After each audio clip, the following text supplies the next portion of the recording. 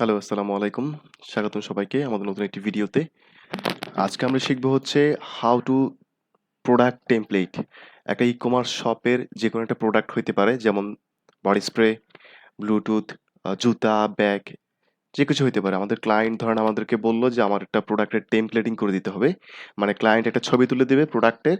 তো ওখান থেকে আপনি একটা ভালো একটা ব্যাকগ্রাউন্ড সেটা হোয়াইট হোক অথবা কালারফুল কিছু হোক, একটা ব্যাকগ্রাউন্ডে শিফট করে দিবেন যে যাতে সে Facebook অথবা তার ওয়েবসাইটে আপলোড করতে পারে। সো আমরা স্টার্ট করি। আমি একটা প্রোডাক্ট আগে থেকেই সিলেক্ট করে রেখেছি। সেটা হচ্ছে একটা ব্লুটুথ স্পিকার সনির। তো সেটা আমরা ওপেন করে নিলাম। যদি কারো এই বেসিক গুলা ওপেন ক্লোজ এইগুলা নিয়ে সমস্যা থাকে তাহলে আমাদের আগের ভিডিওগুলো দেখতে পারেন, আমাদের চ্যানেলে আছে। সো ব্যাকগ্রাউন্ডটা আনলক করে নিলাম। আমরা আগে দেখিয়েছি হচ্ছে কিভাবে ব্যাকগ্রাউন্ডকে রিমুভ করতে হয় প্রোডাক্ট থেকে। যদি সলিড কালার থাকে আপনি ওয়ান ক্লিকে পারবেন, আর যদি না থাকে তাহলে একটু পাত করে নিতে হবে। সো আমরা এটা দিয়ে এই টুলটা ইউজ করে, ইরেজার টুল ইউজ করে ম্যাজিক আমরা প্রোডাক্টের ব্যাকগ্রাউন্ডটা রিমুভ করে দিলাম। এখানে প্রোডাক্টের কাজ শেষ। তো আমরা এফ প্রেস করে কিবোর্ডের সেটাকে আমরা একটু মিনিমাইজ করে নিব। দেন আমরা আবার একটা নতুন আর্টওয়ার্ক নিব। আর্টওয়ার্ক নেওয়ার জন্য আমরা ফাইলে গিয়ে নিউতে ক্লিক করব। আপনি মনে রাখবেন হচ্ছে যদি আমাদের অনলাইন বেসড কোনো প্রোডাক্ট আপলোড ক্ষেত্রে হয় যেটা প্রিন্টিং না, সেক্ষেত্রে আমাদের ইঞ্চে কাউন্ট করা হয় না, আমাদের কাউন্ট করা হয় হচ্ছে আপনার পিক্সেলে। আপনি পিক্সেলে কাউন্ট করবেন আপনার সাইজটা। ওয়েবসাইট ব্যানার, ফেসবুক ব্যানার, হ্যাঁ? সবকিছু। তো আমরা সেটা 1200 একটা সাইজ নিয়ে নিলাম। রেজোলিউশন 300 দিলাম। থাক। হ্যাঁ, তো আমাদের একটা নতুন আর্টওয়ার্ক চলে আসলো।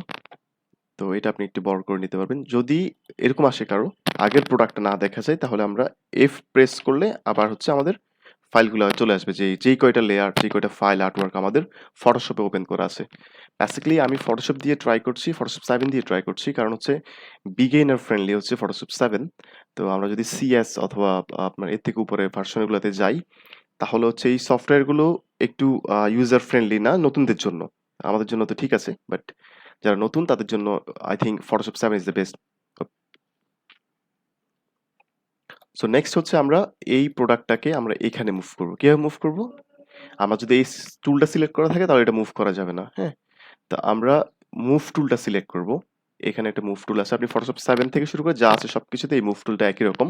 আপনি ভি প্রেস যখন করবেন কিবোর্ডে ভি, তখন হচ্ছে এই মুভ টুলটা সিলেক্ট হয়ে যাবে। দেন আমরা এই প্রোডাক্টটাকে এখানে নিয়ে আসলাম। টান দিয়ে ছেড়ে দিলাম জাস্ট এ তারপর হচ্ছে আমাদের এই আর্টওয়ার্কটা একটু বড় করে নিলাম। ফিট টু উইন্ডো করে নিলাম। দেন কন্ট্রোল প্লাস দিয়ে জুম করে দিলাম যে সব ঠিক আছে কিনা। হ্যাঁ, সব ঠিক আছে। তারপর হচ্ছে কন্ট্রোল টি, আমি আবার বলছি কন্ট্রোল প্লাস টি প্রেস করবেন কিবোর্ড থেকে। তাহলে একটা বাউন্ডিং বক্স দেখতে পাবেন আপনি আপনার প্রোডাক্টের আশেপাশে। তার আগে হচ্ছে আপনি দেখবেন আপনি কি সিলেক্ট করে রাখছেন লেয়ারে।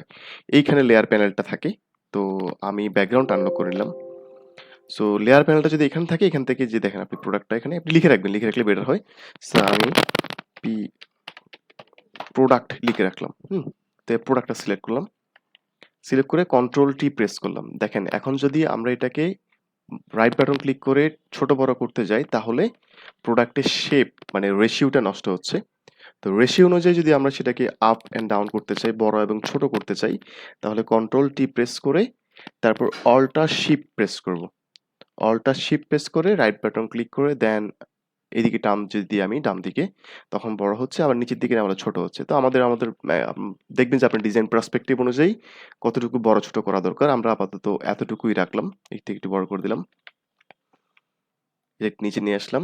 দেখেন ওয়েবসাইটে আপলোড করার জন্য কিন্তু আপনার একটু কাজই যথেষ্ট। যদি ক্লায়েন্ট বলে আপনাকে আমার হোয়াইট ব্যাকগ্রাউন্ডে চাই প্রোডাক্টটা, দেন এখানেই শেষ। আপনি শুধুমাত্র ফাইলে গিয়ে সেভ করে দিবেন। Save S. তো ক্লায়েন্টকে জিজ্ঞেস করুন আপনাকে জেপিজি মোডে দিব না পিএনজি মোডে দিব। সো আমরা জেপিজি মোডে সেভ করতে পারেন। বাট আপনি যদি এখানে আরেকটু কাজ করতে চান, ক্লায়েন্ট যদি বলে আমার প্রোডাক্টটাকে আরেকটু হাইলাইট করার জন্য, দেন আমরা ব্যাকগ্রাউন্ডে একটু কাজ করতে পারি। আমরা গুগল থেকে ব্যাকগ্রাউন্ডটা দিতে পারি এনে, অথবা আমরা এখানে কিছু কাজ করে দিতে পারি। যেমন আমি এখান থেকে একটু ট্রাই করছি। এটা ইয়েলো এন্ড যদি আমি অ্যাশ কালারে যাই তাহলে বেটার লাগবে আই থিংক। সো আমি হ্যাঁ, তো প্রথমে আমি ব্যাকগ্রাউন্ড লেয়ার 1 এটা ব্যাকগ্রাউন্ড নাম। আমি ব্যাকগ্রাউন্ড নামে সেভ করে দিলাম। বিএসসিকে। হ্যাঁ, এই ব্যাকগ্রাউন্ডটা ক্লিক করব লেয়ারটাতে। আপনারা মনে রাখবেন শুধু একটা জিনিস, আপনি যেই লেয়ারটাতে কাজ করতে যাচ্ছেন সেই লেয়ারটা আগে সিলেক্ট করতে হবে। এখান থেকে সিলেক্ট করতে পারেন, অথবা দেখেন আমি এখান থেকে রাইট বাটন ক্লিক করলে দেন হচ্ছে প্রোডাক্ট ব্যাকগ্রাউন্ড দেখাচ্ছে। আমি ব্যাকগ্রাউন্ডটা সিলেক্ট করলাম। এই টুলটার নাম হচ্ছে মার্কিও টুল। হ্যাঁ? তো এই টুলটা আমি সিলেক্ট করলাম। সিলেক্ট করে হচ্ছে এখানে অনেকগুলো টুল আছে। দেখতে পাবেন ভিতরে প্রেস করলে আপনি রাউন্ড শেপ পাবেন, এই পাবেন। আপনি সাধারণত এটা দিয়েই কাজ হয়। এটা দিয়ে কাজ করলাম। তো এই যে এই পাশটা আমি পোরশনটা সিলেক্ট করলাম। এটা আমি মুভ টুলটা সিলেক্ট করলাম আবার। দেন কন্ট্রোল এক্স অথবা না, I am sorry, control C control V press করব। মানে কপি করে আরেকটা নতুন লেয়ার বানালাম। দেখেন আপনি এখানে আরেকটা লেয়ার চলে আসছে।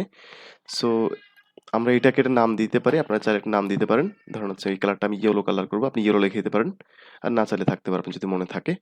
সো আমরা এখান থেকে একটা হ্যাঁ, আমি আবার দেখাচ্ছি, সরি। আম তো এই লেয়ারটা সিলেক্ট করে আমরা এইখানে একটা লেয়ারের নিচে একটা ফাংশন অপশন আছে। এফ লেখা থাকবে একটু স্টাইল ফন্টে।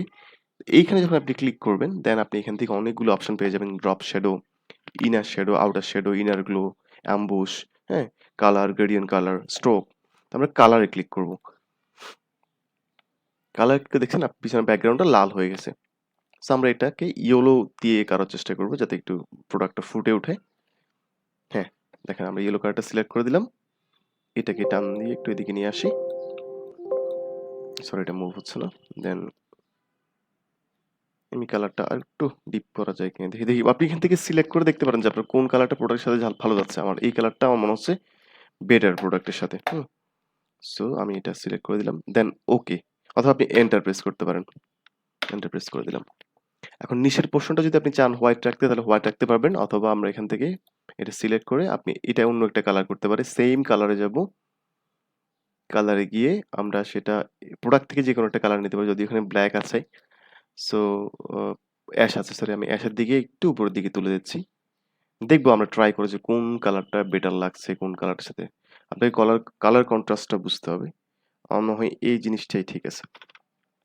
হ্যাঁ, তো আমাদের প্রোডাক্টটাকে আমরা চাইলে আরেকটু বড় করে দিতে পারি।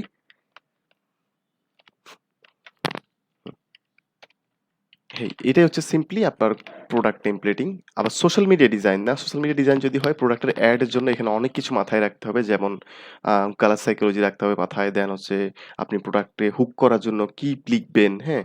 টেক্সট লিখতে হবে। তারপর হচ্ছে আপনার ওই টেক্সটের রাইট সাইডে অ্যালাইন করবেন না লেফট সাইডে অ্যালাইন করবেন সেটারও কিছু আপনার গ্রামার আছে। তো আবার ডিজাইন পার্সপেক্টিভ আছে। সো আমরা এটা আপাতত এভাবেই থাক। সো এখানে আপনি চাইলে আরেকটু কাজ করতে পারেন যদি এখানে শ্যাডো অটোমেটিক দেয়া আছে। না দেয়া থাকলে সেটা আপনি শ্যাডো করতে পারেন। শ্যাডো করার জন্য আপনি এইখান থেকে এই টুলটা সিলেক্ট করবেন প্রোডাক্টের অনুযায়ী, অথবা আমরা এটা মিরর এফেক্ট করতে পারি। মিরর এফেক্ট করার জন্য আমরা প্রোডাক্টটা সিলেক্ট করব, প্রোডাক্ট। দেন অল্টার প্রেস করে রাইট বাটন প্রেস করে এটাকে কপি করব। আমি আবার দেখাচ্ছি। অল্টার রাইট বাটন প্রেস করে এটাকে কপি করব। নিচে নিয়ে আসলাম। সেইম আরেকটা প্রোডাক্টের কপি হয়ে গেল। দেন কন্ট্রোল টি প্রেস করব। প্রেস করে আপনার শিফট প্রেস করে দেন এই প্রোডাক্টের দেখেন এখানে আসলে ছোট বড় দেখাচ্ছে, এখানে আসলে ঘোরানোর জন্য দেখাচ্ছে, রোটেট করার জন্য। আমরা এটাকে রোটেট করে দিলাম। রোটেট করে আমরা নিচে নামিয়ে আসলাম রাইট বাটন ক্লিক করে। নিচে নেমে এসে এটা এন্টার দিয়ে ছেড়ে দিলাম। তো আমরা একটু অ্যারো দিয়ে উপরের দিকে এটার সাথে মিলাই দিলাম। মিলাই দেওয়ার পরে দেন আমরা আবার এখান থেকে এই রেক্টেঙ্গল মার্কিং টুলটা সিলেক্ট করলাম। করার পর আমরা এখান থেকে এই পুরো জায়গাটা সিলেক্ট করলাম। আপনি খেয়াল রাখবেন যে প্রোডাক্ট কপিটা সিলেক্ট করা আছে কিনা। এই যে আমি প্রোডাক্ট কপি বানাচ্ছি, এটাকে কপি করছি, এটাই। তো আমরা রাইট বাটন ক্লিক করে ফেদার, এখানে একটা অপশন পাবেন। আমি আবার দেখাচ্ছি, এখানে একটা অপশন পাবেন ফেদার। এখানে হচ্ছে আপনি ধরুন আমি ফেদার রেডিয়াস 50 দিয়ে দেখলাম। এখন আপনি ব্যাক স্পেস চাপ দিবেন। Back space, back space. দেখেছি না এখান থেকে হচ্ছে না, এটা আরেকটু উপর থেকে করতে হবে। তো কন্ট্রোল অল্টার জেড দিয়ে আমি এটা আবার আগের জায়গায় আসলাম। তো আমি একটু উপর থেকে নিচ্ছি। হ্যাঁ, এখান থেকে নিচ্ছি অথবা একটু নিচ থেকে নিচ্ছি। ফেদারে ক্লিক করলাম। এখানে আমি 100 দিয়ে দিলাম এখানে। দেন ব্যাক স্পেস চাপবো। দেখেন এখানে একটু মিরর এফেক্ট চলে আসছে। আবার কন্ট্রোল ডি চেপে আমরা এটাকে আনসিলেক্ট করলাম। এই যে আপনার একটা প্রোডাক্ট টেমপ্লেটিং হয়ে গেল। তো আমরা চাইলে পিছনে বা কোনো একটা জায়গায় সনি লিখে দিতে পারি। তো টাইপ করার জন্য আমাদের এখান থেকে টি টেক্সট টুলে যেতে হবে। এই দেখেন টেক্সট টুল, এখানে ক্লিক করবেন, অথবা আপনি টি প্রেস করলে চলে আসবে। আমরা এখানে লিখতে পারি সনি।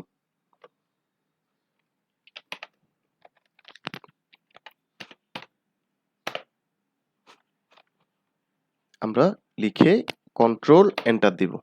হুম, আমরা ফন্ট পরিবর্তন করব কোত্থেকে? যখন আপনি টেক্সট টুলটা সিলেক্ট করবেন উপরে দেখবেন এখানে ফন্টের নাম দেয়া আছে। এখান থেকে আপনি চেঞ্জ করবেন ফন্টগুলা। হ্যাঁ?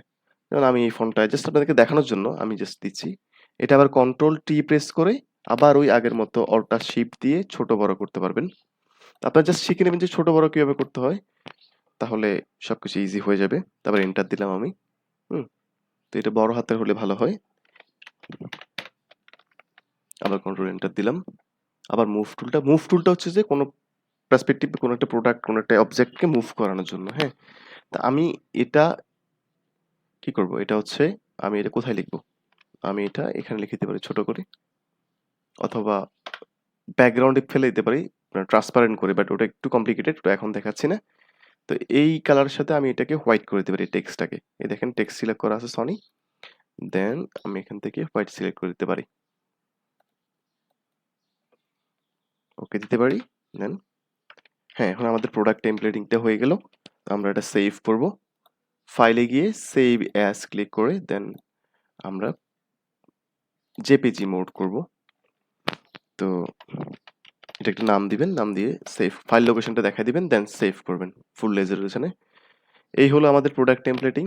সো আশা করি বুঝতে পারছেন। আর যদি কোনো কিছু জানার থাকে তাহলে আমাকে কমেন্ট করতে পারেন। আর অবশ্যই আমাদের ইউটিউব চ্যানেলটা সাবস্ক্রাইব অ্যান্ড লাইক প্রেস করবেন যদি আপনাদের ভিডিওটা ভালো লেগে থাকে। Thank you so much.